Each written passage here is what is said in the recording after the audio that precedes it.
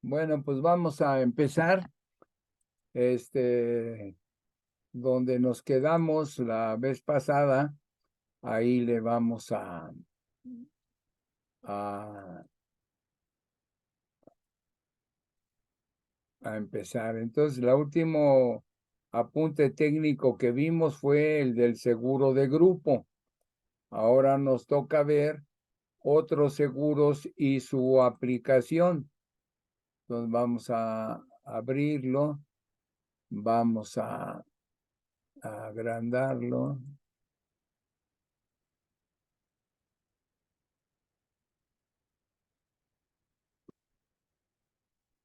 No, ya lo hicimos mayor.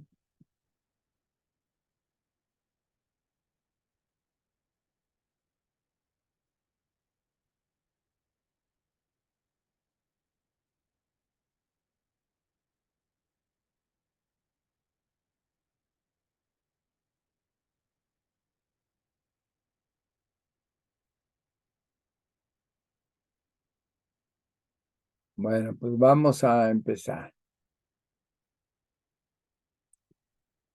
Nos toca ver esta parte que se llama seguros especiales y su aplicación, pero pues hay algunas cosas que salen, como por ejemplo esta del seguro de grupo.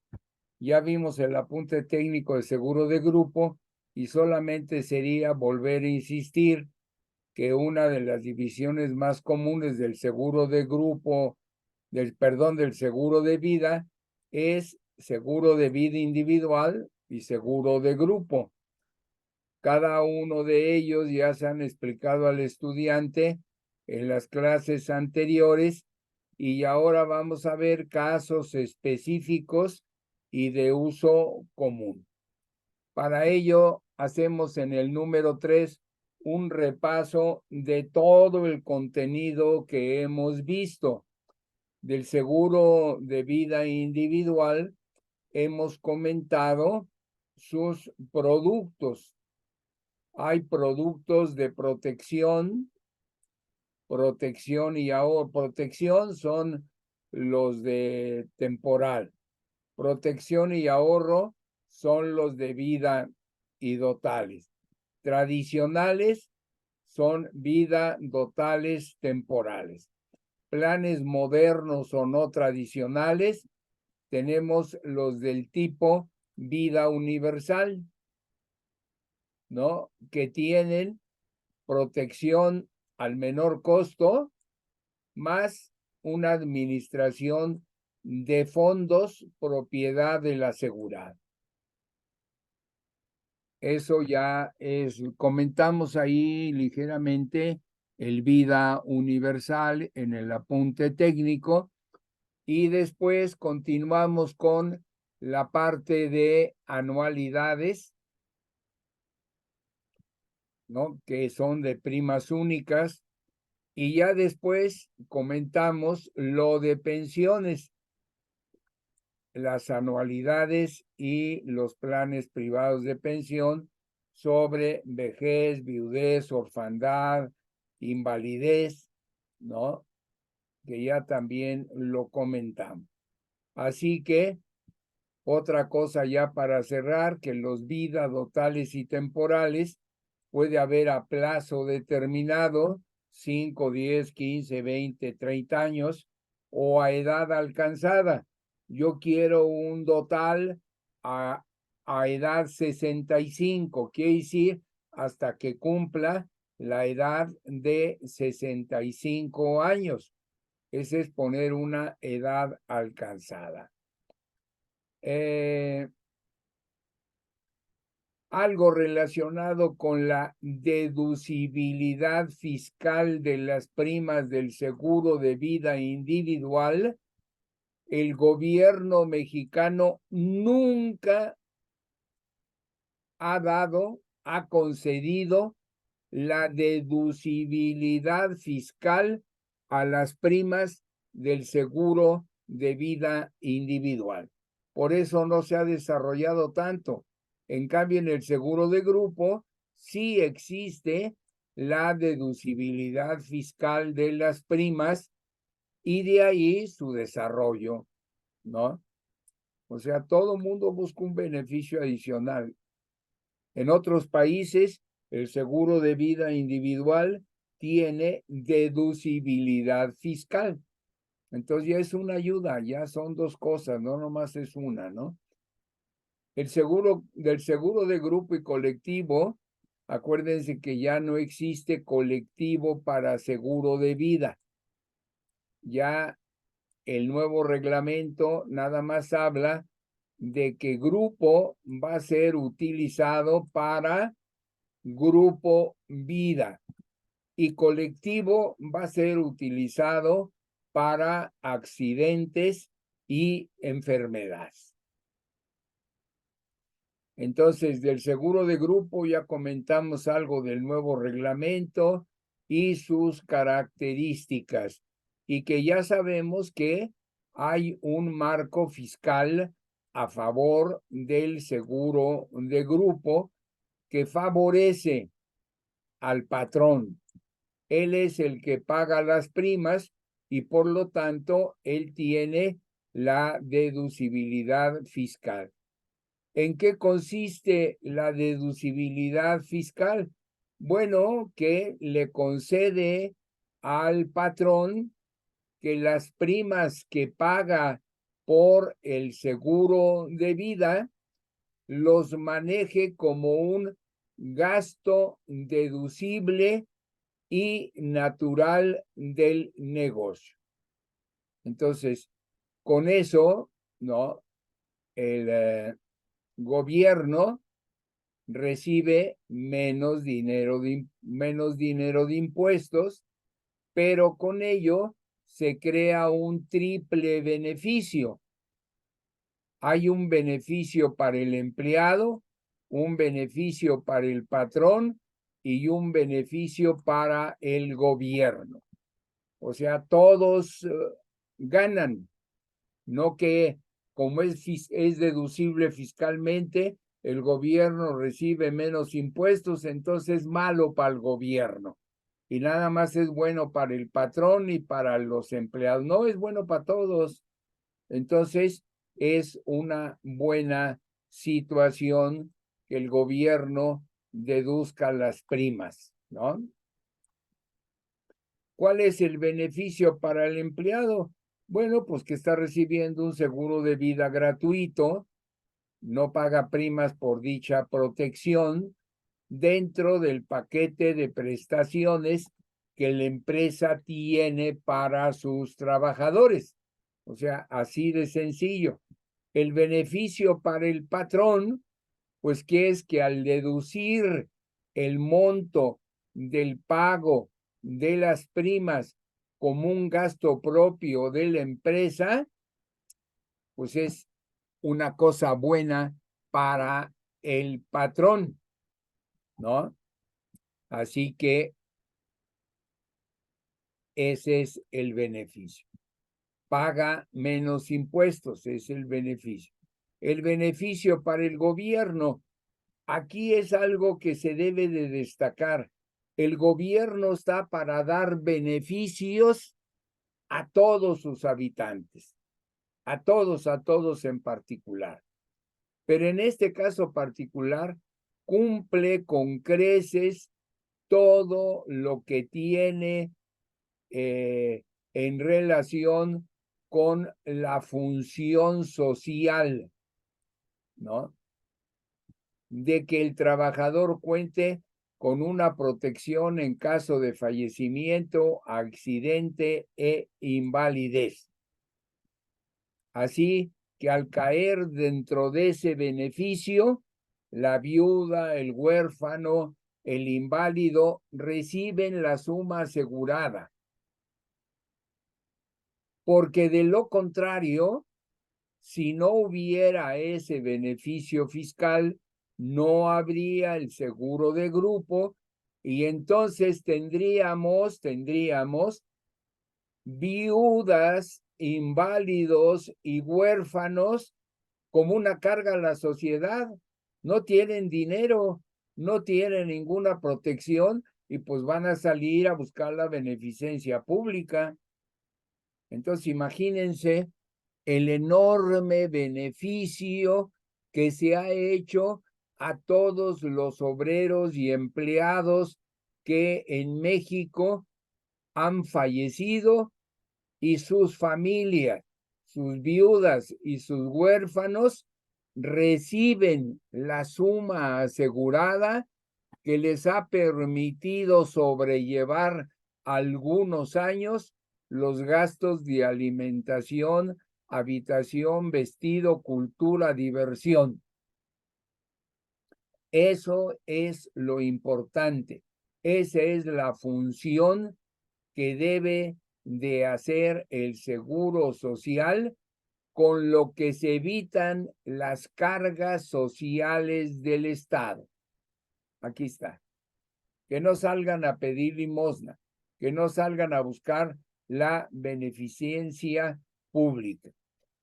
Así que el gobierno, con este ejemplo, va creando dentro del seno familiar una educación social familiar. Entonces, eso es lo importante. Todos se benefician con el seguro de grupo y sobre todo con la deducibilidad fiscal de las primas del seguro de grupo. Punto 8. Hay otra clase de seguros que son los seguros que le llaman aquí seguros especiales, así se les dio en llamarlos, ¿no? Porque los que estamos comentando pues ya son de comunes y corrientes, pero hay uno que se llama el seguro de hombre clave, otro es el seguro de socios, los seguros de prima única para pensiones, que son las anualidades y que ya comentamos en las clases pasadas, junto con los mancomunados y algunos otros. Los seguros de hombre clave, ¿cuáles son? Bueno, cualquier empresa, cualquier negocio, ¿no?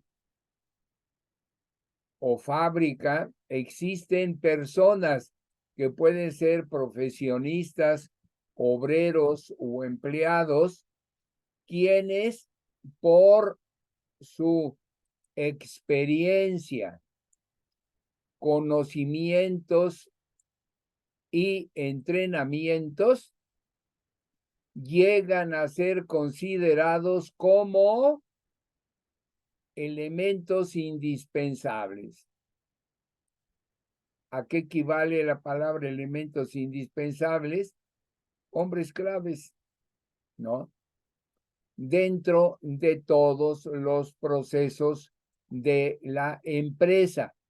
Y si llegan a faltar estas personas, se provocaría un severo daño financiero a la empresa o al negocio, e inclusive puede tronar la empresa. Entonces, si existe esa necesidad, esa realidad, pues es necesario que exista, ¿no?, una protección. Y esta protección sí existe. Por lo tanto, si hay un seguro, el seguro de los hombres claves va a resarcir ese probable daño económico que se causaría a la empresa. Entonces, ¿cómo se lleva a cabo? Mediante un seguro de vida. Entonces, el seguro de vida se llama seguro de vida de hombre clave. Oye, Peña, ¿y va a ser deducible las primas? Sí, las primas del seguro de hombre clave son deducibles, aquí dice. Y el contratante del seguro debe justificar la suma asegurada, ¿no?, que sea igual a todos los gastos y todas las inversiones que hizo la empresa en formar a ese individuo que llegó a ser el hombre clave de la empresa. Entonces, esas condiciones de primas y de cómo justificar la suma asegurada se encuentran en la ley del impuesto sobre la renta y en su reglamento. Entonces, generalmente se busca una prima barata, que es la de un temporal 5, y eso sí, hay que justificarle al fisco la suma asegurada que quieres contratar. Y es muy sencillo, nada más es localizar toda la inversión, todos los gastos de viaje, las colegiaturas, los alimentos, los hoteles,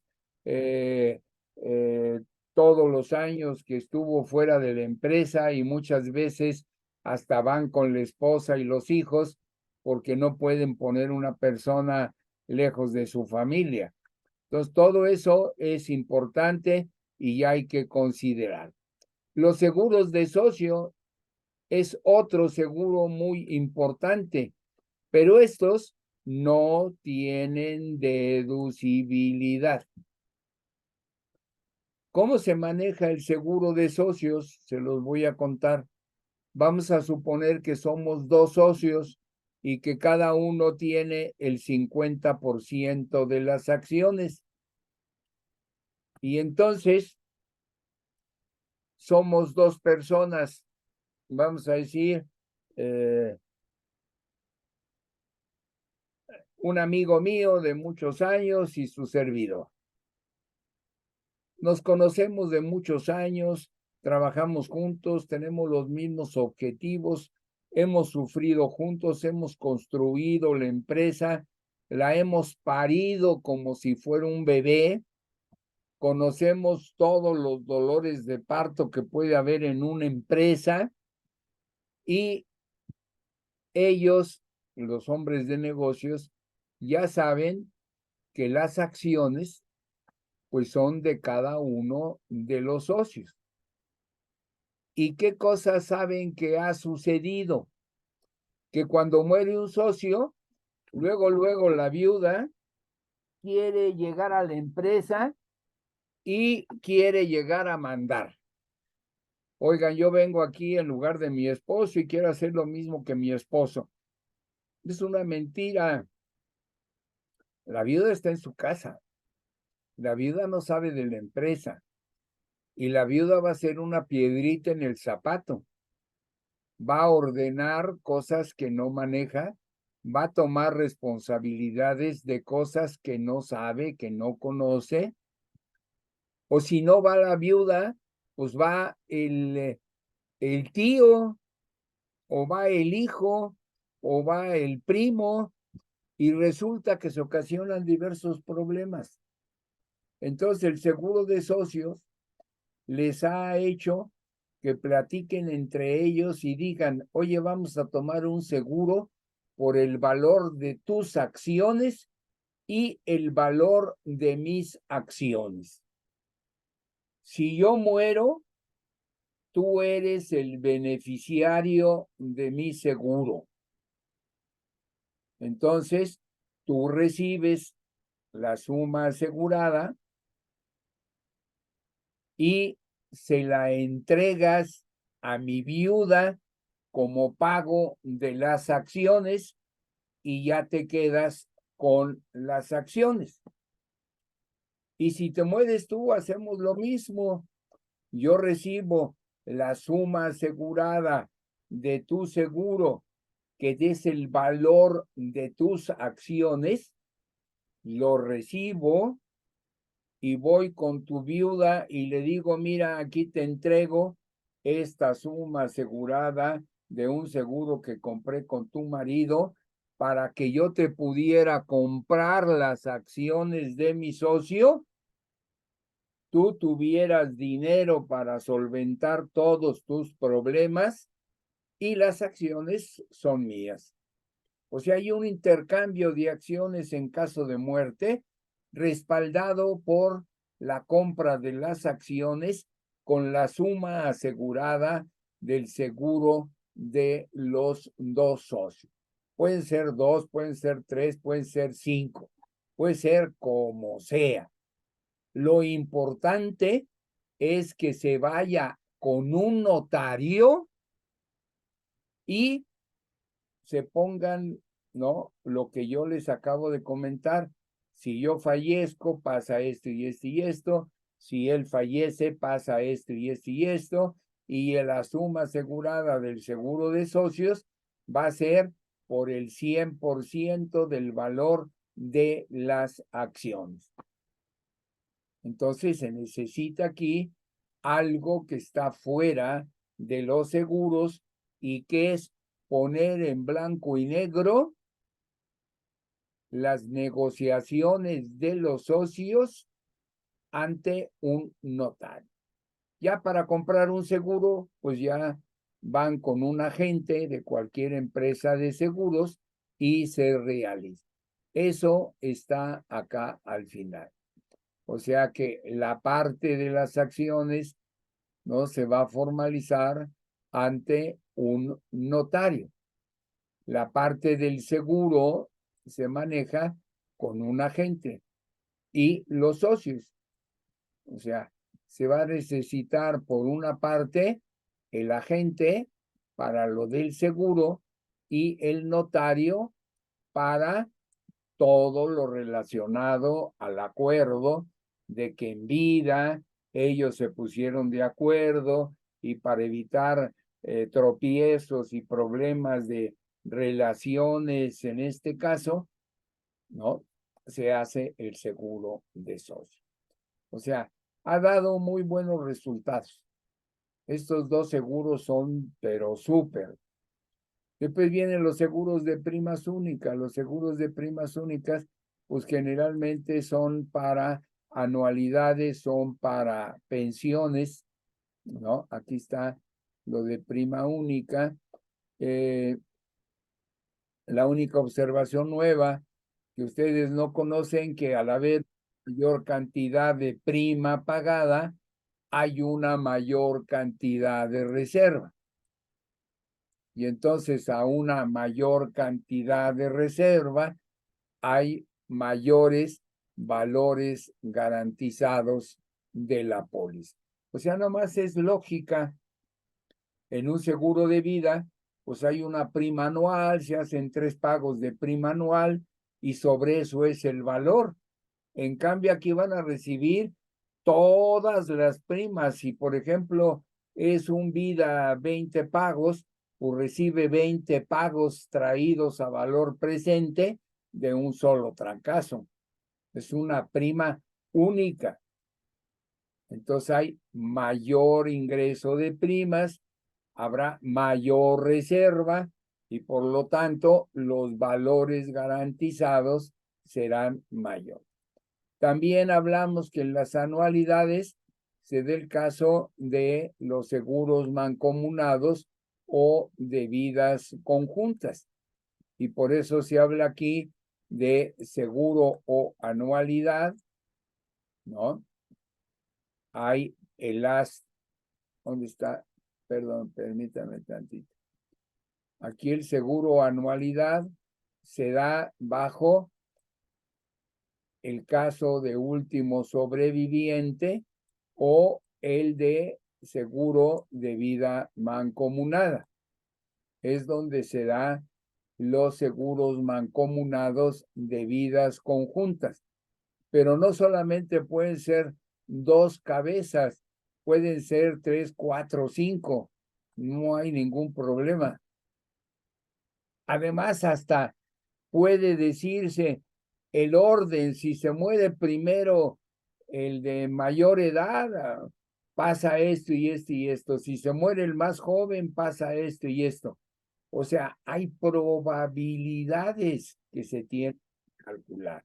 Las matemáticas de este tipo de seguro son más difíciles que las de vida individual. Las de vida individual se ven el primer semestre de cálculo actuarial y las anualidades de vidas conjuntas se ven hasta el segundo semestre de cálculo actuarial. ¿Por qué tienen una mayor dificultad?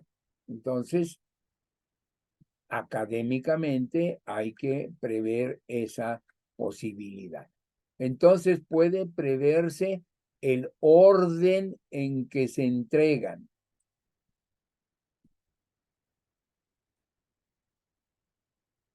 ¿No? El orden donde digo que si se muere primero, se muere segundo. Acá pongo un ejemplo. Puede ser que en un matrimonio pudiera ser que se fije que si se muere primero la esposa, el sobreviviente, que es el esposo, reciba solamente la mitad de la suma asegurada, ya no la va a necesitar tanto, él es el productor de ingresos. En cambio, si se muere primero el esposo, que se pague el 100% de la suma asegurada a la sobreviviente. Vean la diferencia en el orden y en la forma de pagarse la suma asegurada. O sea, es extenso el tema y es todo un semestre donde tienen que manejar el cálculo de anualidades. En inglés es annuities. Después viene el seguro inversión. El seguro inversión, acuérdense que está formado por un plan que puede ser tradicional, vida total temporal, asociado a un fondo de inversión. ¿Cómo se va construyendo el fondo de inversión en los seguros de inversión? Pues mediante seguros totales de corto plazo y generalmente el que más se utiliza pues es el de un año.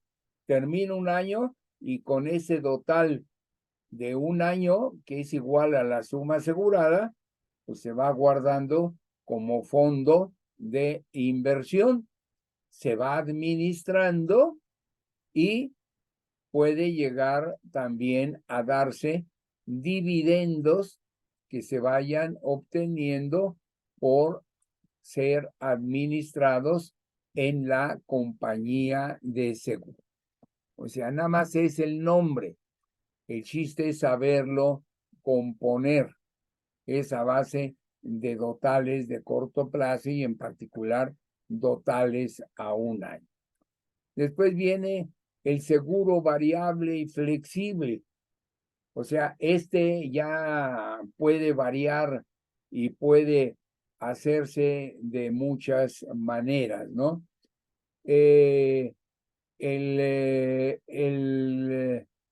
Generalmente es el seguro más, el seguro de fallecimiento es el más barato, ¿no?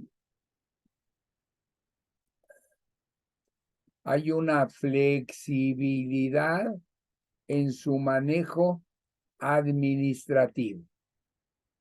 Y entonces aquí nos dice cómo se va a constituir. Primero, los valores se calculan cada mes y se constituyen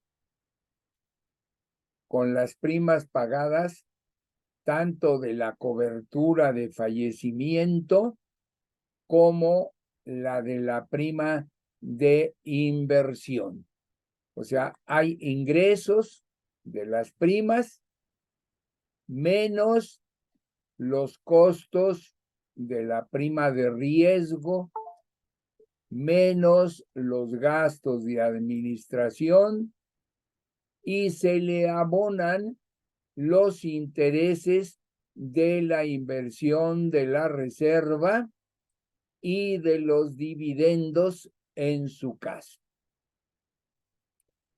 Ese es el procedimiento del seguro variable y flexible. Y pueden ser planes tradicionales y pueden ser también planes no tradicionales. ¿Por qué razón?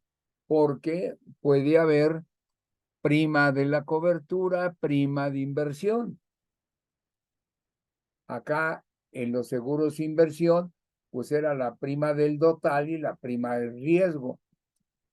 Aquí le llaman costos de la cobertura, pero ya se abre un poquito más a deducir, a usar primero la prima más económica y después ya deducirle los gastos de la administración, agregarle los rendimientos de las inversiones de la reserva de esa póliza en particular y los dividendos que le correspondan. Finalmente, hay también el seguro familiar. El seguro familiar no hay que confundirlo con la cobertura conyugal. O sea, ahí que no vaya a haber una confusión. El seguro familiar es un seguro individual en cuya póliza, cuando menos, se aseguran a dos miembros de la misma familia con una cobertura básica. Los dos están asegurados, los dos tienen una cobertura básica, una suma asegurada igual o diferente, ¿no? Mayor y menor o menor y mayor, y se le conoce como seguro familiar. No todas las compañías del mercado lo ofrecen, pero que sepan que existe. Y la cobertura conyugal quiere decir que si se muere el esposo dentro de un seguro de vida, se paga la suma asegurada y a la viuda se le concede una suma asegurada igual a la del esposo fallecido. ¿Y dónde estaba esa cláusula? En las cláusulas de Seguros Atlas, y es la primera. La explicamos así muy de carrerita, pero para que no se vayan a confundir.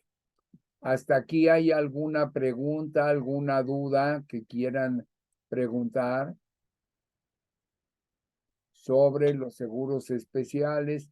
Hablamos de individual y grupo, hicimos un resumen genérico de todo lo que llevamos visto.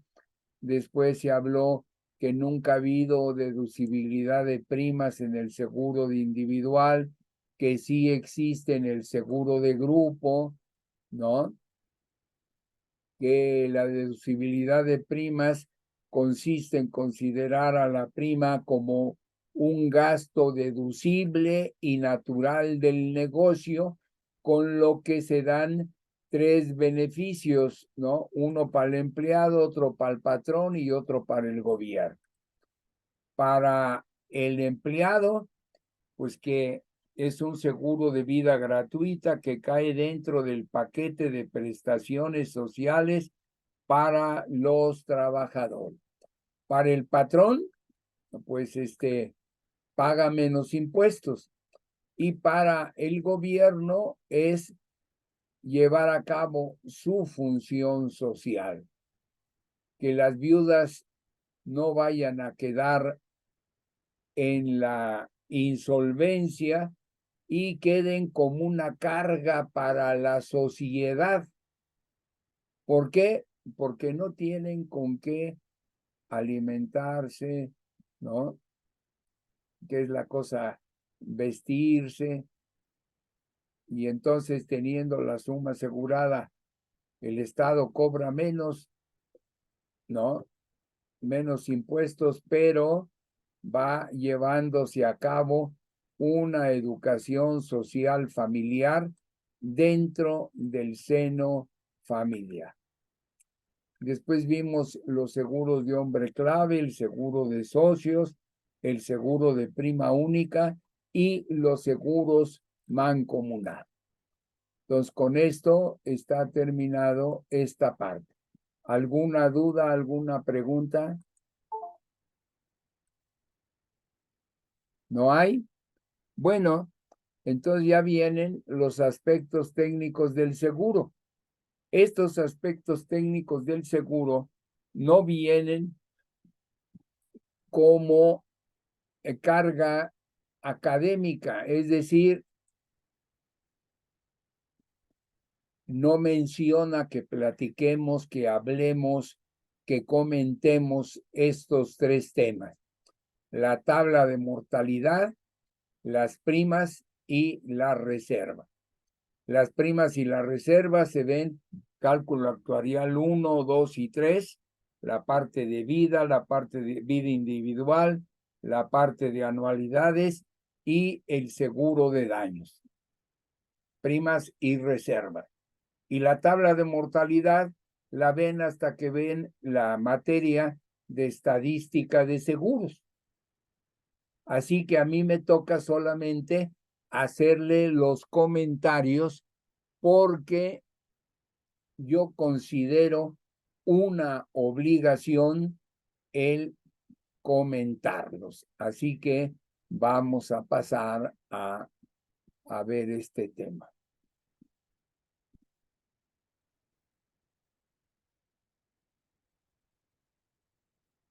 Entonces, de aspectos técnicos, tenemos aquí, esto después lo voy a cambiar, ¿no? Porque estamos, deben de ir de abajo, aquí está. Tablas de mortalidad y morbilidad en México.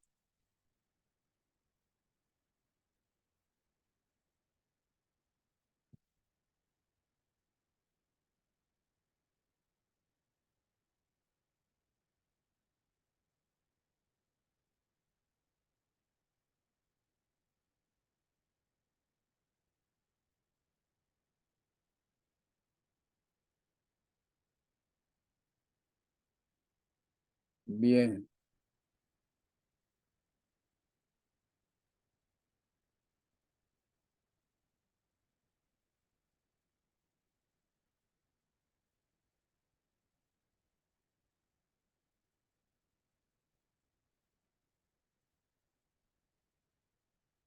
Entonces vamos a ver las tablas de mortalidad y morbilidad en México. Entonces, mortalidad es toda la información que utilizamos los actuarios para el cálculo de primas de vida individual. En cambio, la morbilidad son todos los datos, son dos cosas muy diferentes. Hay tablas de mortalidad por un lado y hay tablas de morbilidad por otro lado. No vayan a pensar que están juntas, que están en el mismo lugar y que así se manejan, ¿no? Mortalidad es una cosa, porque se me traba Las tablas de mortalidad es una cosa y tablas de morbilidad tiene que ver cuando por enfermedad o accidente nos invalidamos. Entonces, hay que conocer todos los datos. Y eso se estudia con las tablas de decremento múltiple cuando estamos manejando lo de pensiones. O sea, ustedes tienen que conocer que hay tablas de mortalidad, hay de diferente tipo, son varias. En México todavía no llegamos ni a 20 tablas de mortalidad, pero para allá vamos.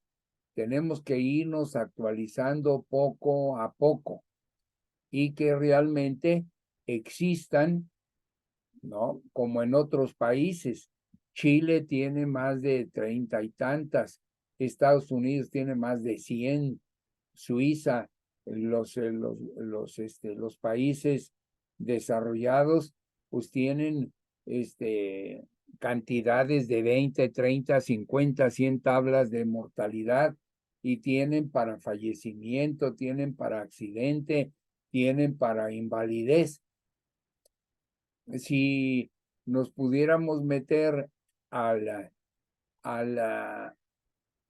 sitio de la Sociedad de Actuarios de Estados Unidos, la Actuarial Society de Estados Unidos, y buscamos tablas de mortalidad, pues vamos a encontrar que tiene las que hay en todo el mundo, que han querido compartir información y llegan a estar entre 700 y 800 tablas de mortalidad.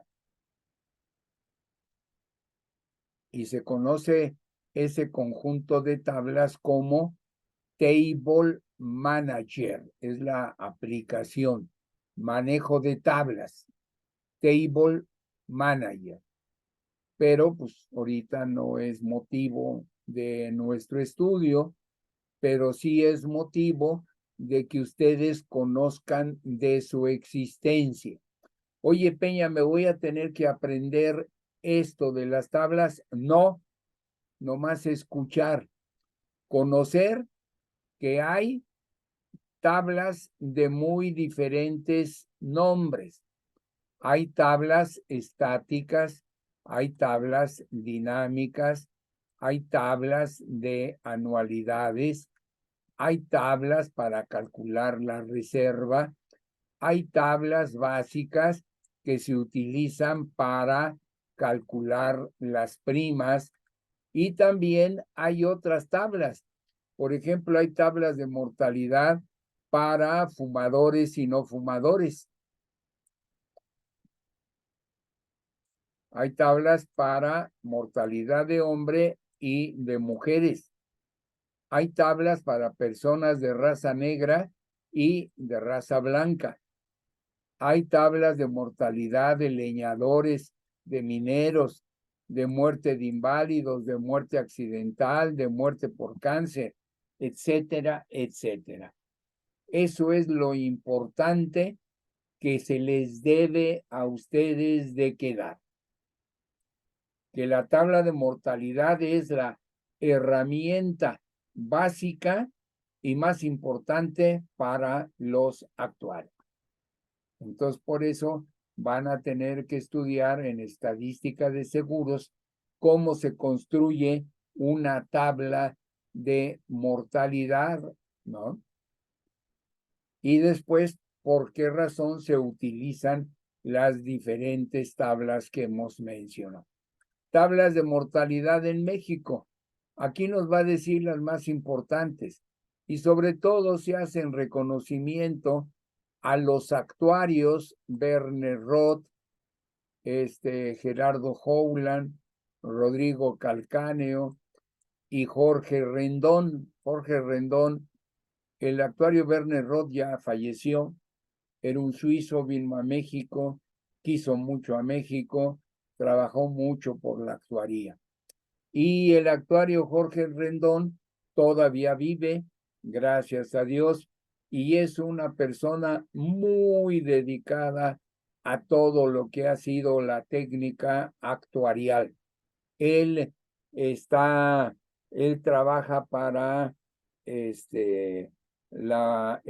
ITAM, creo que es el ITAM, en el ITAM. Y entre ellos crearon, consiguieron, juntaron toda la información de México, ¿no? Y estos actuarios estaban en el comité de la Asociación Mexicana de Instituciones de Seguros y crearon la tabla Experiencia Mexicana 62-67. Así se llamó esa primera tabla. ¿Por qué razón? Porque antes usábamos información americana no nos servía de mucho. Pues nunca podemos comparar dos países tan disímbolos, ¿no? Uno que tiene dinero, que está avanzado, que está desarrollado, y otra como nosotros, que es un país pobre, con carencias, y sobre todo en aquel tiempo, ¿no? Y entonces la hicieron porque estábamos utilizando una tabla de mortalidad que se llamaba Commissioners Standards Ordinary del 1958 y que era la experiencia norteamericana. A mí todavía me tocó usar una anterior a esa tabla de mortalidad que se llama la Commissioner's Standard Ordinary.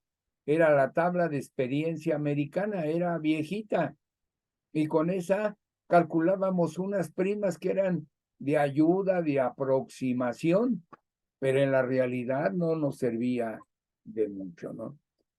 La segunda tabla que se elaboró fue para el seguro de grupo y se construyó por la actuaria Rosa María Latorre y se llamó la tabla de mortalidad de grupo experiencia mexicana y que vino a sustituir al Commissioner Standard Group de 1960, ¿no? Y la actuaria Rosa María Latorre también construyó una que llamó también la tabla experiencia mexicana para seguro de grupo del año 82-89. Como ven, es una parte histórica, pero para que ustedes conozcan, oigan nombres, ¿no? Que tienen conocidos. Oye, y nada más han construido las tablas de mortalidad las aseguradoras mexicanas, ¿no? También las han construido el Seguro Social.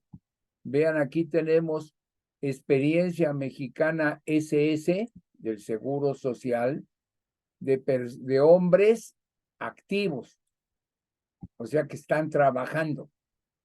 Y el de mujeres activas, ¿no? Experiencia Mexicana del Seguro Social del 97 y fueron construidas y elaboradas en 1997 con información de la CONAPO, Consejo Nacional de Población, y que, como es del Seguro Social, se utilizan no para mortalidad, sino para calcular la supervivencia de las personas en los seguros de pensiones.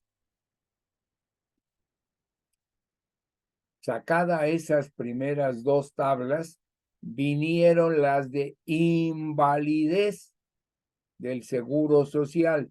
Entonces tenemos aquí hombres inválidos y mujeres inválidas.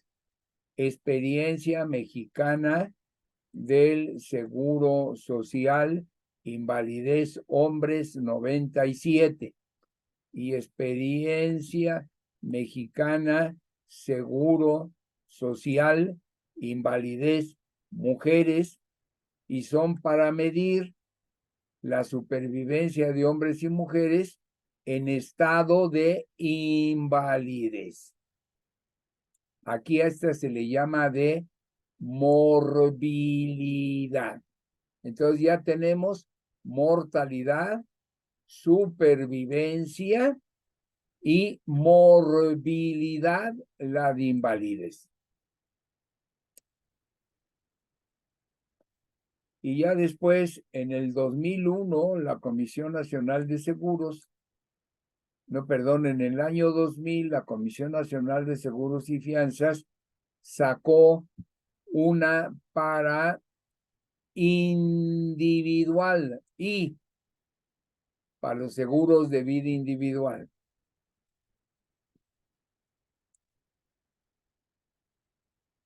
Y una de G, 2000 G, para los seguros de grupo. O sea, son diferentes tablas de mortalidad que ha habido. Y aquí se tiene, ¿no?,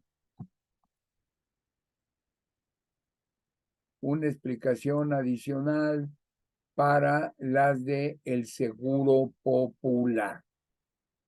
¿Dónde está aquí?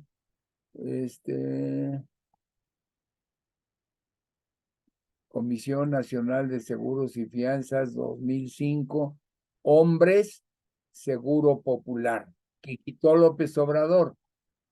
Y la del 2005, mujeres, seguro popular, para los que no estaban dentro del sistema de la seguridad social y que estaban dentro del esquema denominado Seguro Popular, de ahí las siglas en su nombre, que es SP.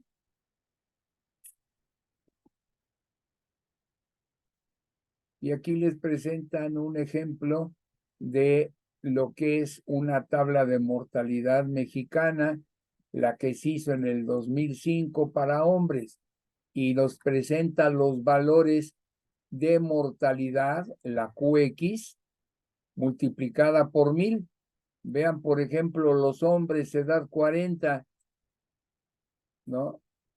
De cada 1000 se muere 1.581. 1.6 por cada 1000 de personas que están vivas, se mueren 1.6. Así se manejan decimales, ¿no? Obvio que no se mueren mitades, pero ese es el cálculo que resulta para que ustedes lo tengan presente, ¿no? Vean aquí cómo 1.5 por millar se mueren en el caso de hombres. A mayor edad, mayor mortalidad. Por ejemplo, edad 60, 20 años después, ya se mueren 10.128 personas por cada 1000. De 1 a 10 ya hay diferencia. Y si ya nos vamos a el caso de edad 90, pues se mueren 120.618 personas de cada 1000. Aquí entonces en esta tabla de mortalidad, nada más nos está presentando la QX, nada más es QX.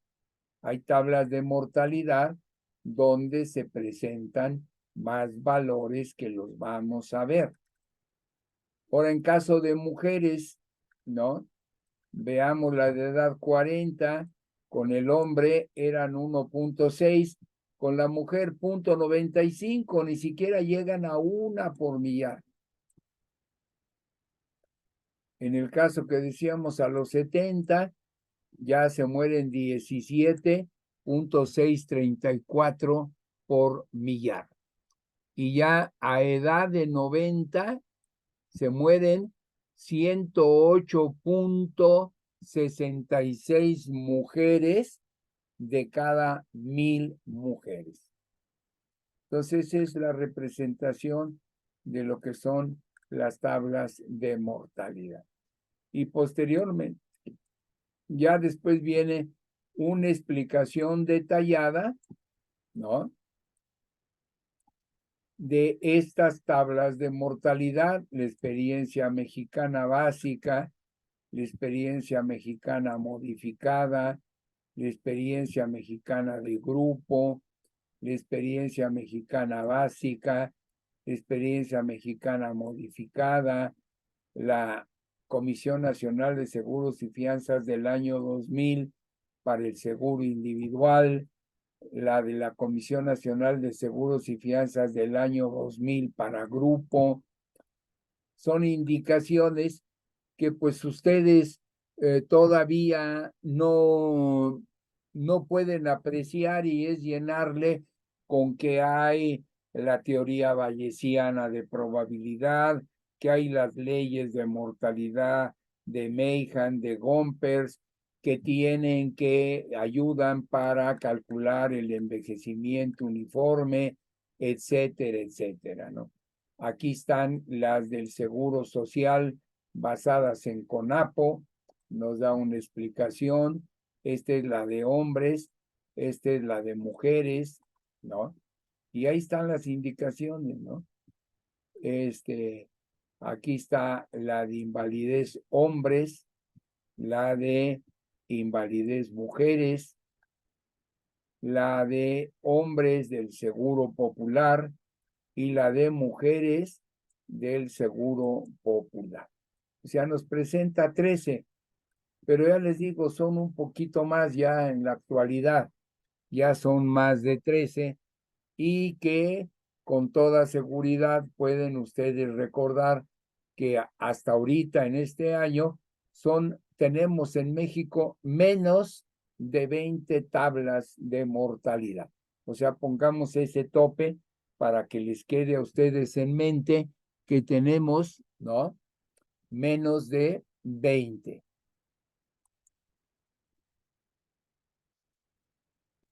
¿Qué otra cosa hay que comentar de esto? Las funciones biométricas. Cuando lleguen a estadística matemática, que ya va a ser en los semestres altos de sexto, séptimo, pues ya sí lo van a recordar, pero al menos que conozcan que hay este libro de donde tomé yo la información, que llama Actuaría Matemática, el autor es el actuario Pedro Aguilar, y la edición es del 2010, ¿no?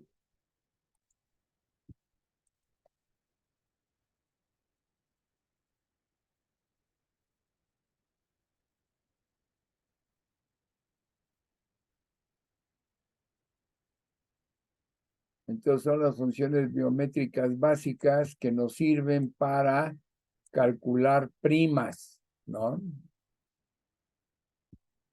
Constituyen la base del cálculo actuarial porque sirven para las diversas fórmulas actuariales de primas, reservas, anualidades. Ya conocen primas, ya conocen anualidades, lo que no conocen son las reservas. Y entonces aquí está representado el valor de la probabilidad de muerte. ¿Y cómo se define? DX son los muertos, LX son los vivos. La probabilidad de muerte a edad X es el resultado de dividir, ¿no? Los que se mueren a edad X entre los que estaban vivos al principio de esa edad X. Ese es un valor importante, ¿no? Ya después hay diferentes tipos de probabilidad, ¿no? Aquí es otro tipo de probabilidad de fallecimiento. O sea, hay diferentes tipos. La raíz de una tabla se mide como L0, porque de ahí empiezan a partir la generación de los valores numéricos de las demás funciones biométricas, que son DX, los muertos, de dead, muertes en inglés. Los vivos, ¿no? Es live. PX, probabilidad de sobrevivir, y QX, probabilidad de morir. Aquí se define a LX, cómo lo van a calcular. Aquí DX, cómo se va a calcular, ¿no? Aquí está la probabilidad. Como PX es la probabilidad de sobrevivencia, aquí lo ven, y QX es la probabilidad de muerte, sumando la probabilidad de vida y la probabilidad de muerte, pues nos tiene que dar la unidad. Por eso, la probabilidad de vida se mide como el complemento 1 menos QX. Oye, ¿y qué cosa es QX? 1 menos PX. Y también hay diferentes probabilidades, ¿no? Aquí diferentes tipos de probabilidades de sobrevivencia. Y este es a lo que quería yo llegar. Aquí tienen unos ejemplos de funciones biométricas básicas que derivamos de las tablas de mortalidad. O sea, de una tabla de mortalidad derivamos la probabilidad de muerte, la probabilidad de vivir, de ahí derivamos, sacamos, tomamos las LX, los vivos, DX, los muertos, EX son la expectativa de vida de edad X hasta que se fallezca, ¿no? O la sobrevivencia promedio de vida y la mortalidad instantánea. Entonces, estas se llaman funciones biométricas básicas. Entonces, con esto es con lo que trabajamos, con esto.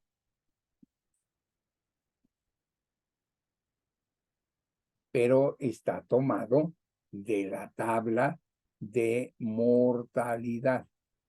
Aquí está la tabla de mortalidad que ya la vimos anteriormente y de ahí se deriva PX, ¿no? ¿Qué cosa es PX? 1 menos QX. 1 menos 0.001230 nos va a dar 0.99877, ¿no? Acá, por ejemplo, vamos a ver edad 40. Aquí, edad 40. Tenemos la probabilidad de muerte es 1 menos la probabilidad de muerte nos da la probabilidad de vida, que es el complemento. Y ya de ahí se van sacando más valores. Esto sí es muy importante, todavía tenemos tiempo. Que conozcan el comportamiento gráfico de las funciones biométricas de la probabilidad de muerte, la curva de los vivos, la curva de los muertos y de la expectativa de vida. Aquí tenemos los muertos. Pues los muertos empiezan, ¿no? Pocos, porque los jóvenes se mueren menos. Entonces, la mortalidad de un joven tiene un poco valor. En cambio, la de un viejo ya es mucho mayor. Por eso decimos, a mayor edad, aquí vamos caminando, mayor prima.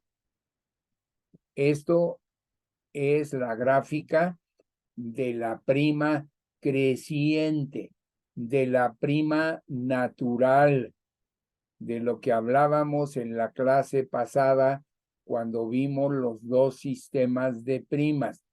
Este es el sistema de primas de prima creciente que se usa en el seguro de grupo de vida. Cada quien va pagando su probabilidad de muerte medida en pesos. 5 por millar quiere decir que paga 5 pesos por millar de suma asegurada. Después viene los sobrevivientes. Aquí están todos los vivos al principio de la tabla. Son todos, como decíamos, la radix, pero empieza en las edades jóvenes disminuyendo poco a poco, poco a poco, pero llega un momento en que empieza a bajar con una mayor velocidad. Y vean cómo tiene aquí una especie como de pancita, ¿no? Entonces, ténganlo presente, esa es su característica. Después viene el número de fallecimientos. Pues, al principio van a ir poquitos, se van acumulando, van creciendo, pero tiene un descenso. ¿Cuándo es cuando tiene un descenso? Pues cuando ya empiezan a vivir menos o se van a morir menos. Entonces, conozcan las gráficas de cada uno y de la experiencia de vida, la expectativa de vida. El joven tiene una expectativa muchísimo mayor que otro de edad que estamos ahí viendo. 80, no, pues ya no veo, no veo ahorita. Digamos que diga ahí 80 o 90. Esta es la expectativa de vida de un joven. Y vienen ya aplicaciones que ya no son necesarias, ¿no? Esto para ustedes no se necesita. Entonces, de favor, pues tengan presente que oigan, que escuchen, que tengan la grabación para que puedan ustedes conocer algo de lo que tiene que ver con las tablas de mortalidad, de sus funciones biométricas, para que empecemos a comentar un cálculo simplificado de las primas básicas y la reserva, que lo podamos comentar el próximo miércoles. Y con eso terminaríamos el curso de seguro de vida. Entonces ya no tendríamos clases. Si terminamos primero Dios, ya no teníamos clase la próxima semana, ni el lunes ni el miércoles. Lo tendrían para darle un repaso, porque en FESA termina el curso y luego empiezan los exámenes de primera vuelta y después a la siguiente semana los exámenes de segunda vuelta. ¿A qué hora se estudia el estudiante? Los estudiantes, que yo tengo entendido, no estudian todos los días y repasan todas sus materias. O lo dejan para el último, o solamente estudian cuando hay exámenes parciales, pero generalmente no estudian. El horario de primera vuelta y segunda vuelta no lo tengo, no me ha llegado. Cuando me llegue, yo se los mando inmediatamente por correo para que lo tengan presente. Va a ser examen presencial. O sea, no se vale ya pensar que lo van a hacer desde su casa y se van a ayudar con inteligencia artificial o que van a ayudarse buscando rápidamente, ¿no? Van a ayudarse con lo que hayan aprendido. Así que jóvenes, hasta aquí llegamos, son las 9:16 y dejamos los dos temas que nos faltan, ¿no? El de cálculo simplificado de primas con parvulitos, como si tuviéramos en parvulitos, porque ya cuando lleguen al cálculo actuarial, pues ya lo van a ver mediante integrales y derivadas.